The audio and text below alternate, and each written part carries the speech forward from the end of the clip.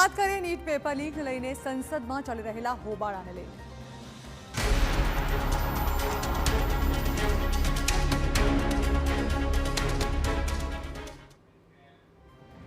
NEET paper leak અને વિદ્યાર્થીઓના વિરોધનો મુદ્દો હવે સંસદમાં ગરમાયો છે। ગૃહમંત્રી અમિત શાહે સંસદમાં જવાબ આપવાની તૈયારી બતાવી, પરંતુ રાહુલ ગાંધીએ કહ્યું કે અમને અમિત શાહના ઇમેજિનેશન કે ભાષણમાં રસ નથી, અમને તો એનો જવાબ જોઈએ કે ગોળી કોણે ચલાવી। અને હવે આ રાજકીય ટકરાવમાં અખિલેશ યાદવની પણ એન્ટ્રી થઈ છે, ત્યારે એ જોઈએ કે સંસદનું ઘમાસાણ હવે ક્યાં પહોંચ્યું છે।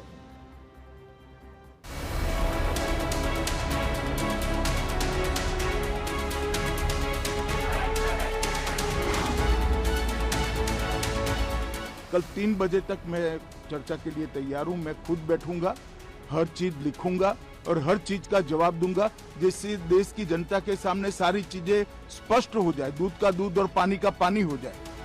जी हाँ, विद्यार्थीओना विरोध અને પોલીસ કાર્યવાહીનો મુદ્દો સંસદમાં ઉઠ્યો છે। એવું નહીં, પરંતુ સંસદમાં છેલ્લા કેટલાય દિવસોથી ગાજી રહ્યું છે। ગૃહમંત્રી અમિત શાહે કહ્યું છે કે સરકાર આ મુદ્દે ચર્ચા માટે તૈયાર છે અને વિપક્ષના દરેક સવાલનો જવાબ પણ આપવામાં આવશે।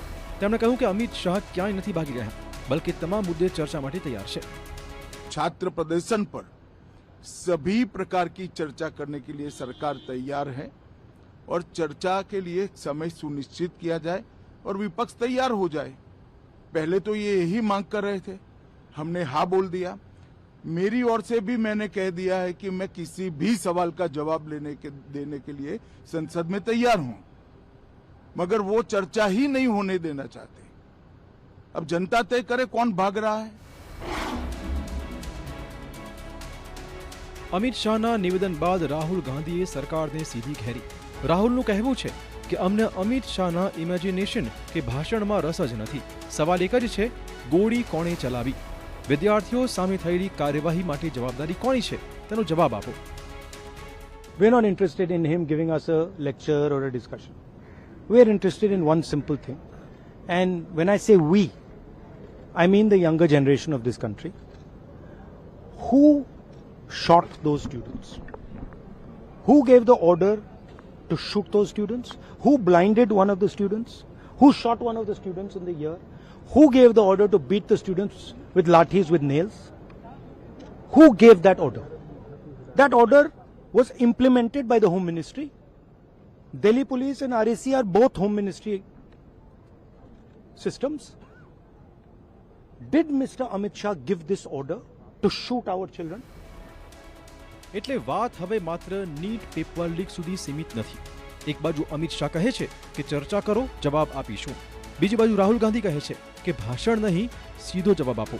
અને આ મુદ્દે હવે અખિલેશ યાદવ પણ મેદાનમાં છે। અખિલેશ યાદવે અમિત શાહના નિવેદન પર સવાલ પૂછતા સરકારને વિદ્યાર્થીના મુદ્દે સ્પષ્ટ જવાબ આપવા કહ્યું છે। અખિલેશનો સવાલ પણ એ જ મુદ્દાની આસપાસ છે, વિદ્યાર્થીઓના વિરોધમાં જે કંઈ પણ થયું તેની જવાબદારી કોણ લેશે। કન્નૌજના સાંસદ અને સમાજવાદી પક્ષના નેતા અખિલેશ યાદવે એક્સ પર લખ્યું કે સંસદમાં જવાબ આપવા માટે સરકાર જે સમયસીમા નક્કી કરવા માંગે છે તે જ અલોકતાંત્રિક છે અને એ જવાબ નહીં હોય, ફક્ત ખોખલું નિવેદન હશે। હકીકત એ છે કે ભાજપ એવું ઈચ્છતી નથી કે કોઈ જવાબ અપાય, તે તો સત્ર સમાપન કરવાની રાહ જોઈ રહી છે અને દેશ કોઈ ભાષણ સાંભળવાના મૂડમાં નથી। આમ સંસદમાં નીટ મુદ્દે 3 મુખ્ય વાત અને ચહેરા જોવા મળ્યા। પહેલા અમિત શાહ, જેઓ ચર્ચા અને જવાબની તૈયારીમાં દેખાયા, ત્યારબાદ રાહુલ ગાંધી, જેઓ ભાષણ નહીં, ગોળી કોણે ચલાવી નો જવાબ માંગી રહ્યા છે, અને હવે અખિલેશ યાદવ સરકારને જવાબદારીના સવાલ પર ઘેરતા જોવા મળ્યા। પણ મુદ્દો એક જ છે કે વિદ્યાર્થીઓના સવાલનો જવાબ આખરે આપશે કોણ। Bureau report TV9।